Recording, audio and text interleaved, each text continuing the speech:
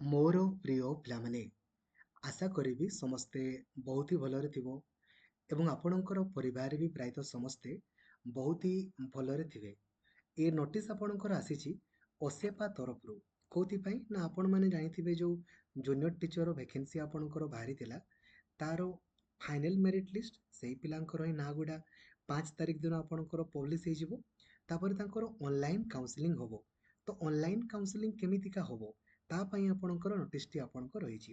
ଆପଣ ଦେଖିପାରୁଥିବେ ଡେଟ୍ ଆଜିର ଅଟେ।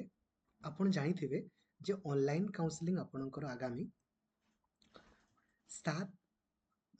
12 ଅଗଷ୍ଟରୁ 16 ଅଗଷ୍ଟ ମଧ୍ୟରେ ଆପଣଙ୍କର ହବ ଅନଲାଇନ କାଉନସିଲିଂ। ଏବେ ଦେଖନ୍ତୁ କଣ ଲେଖା ହେଇଛି ଏଥିରେ। In inviting a reference to the subject cited above, I am to say that as per वगैरह पढ़ंतुनी, the candidates will be called for allocation of school through counseling by respective districts. Separate notification will be issued and displayed by respective district in their district website as well as OSEPA website. As per the approved tentative calendar of the activities by government, the final merit list along with the list of school will be provided by the respective district to OCAC, and the OCAC will take 3 working days for go live of online counseling. ठीक ଅଛି। ତ ଆପଣମାନଙ୍କର 5 ତାରିଖ ଦିନ final merit list publish ହେଲା ପରେ ତାଙ୍କୁ 3 ଦିନ ଟାଇମ୍ ଗଲା ଦିଆଗଲା ସେମାନେ ଆପଣଙ୍କର ତାକୁ ଟିକେ ଠିକ୍ କରିବେ ରେଡ଼ି।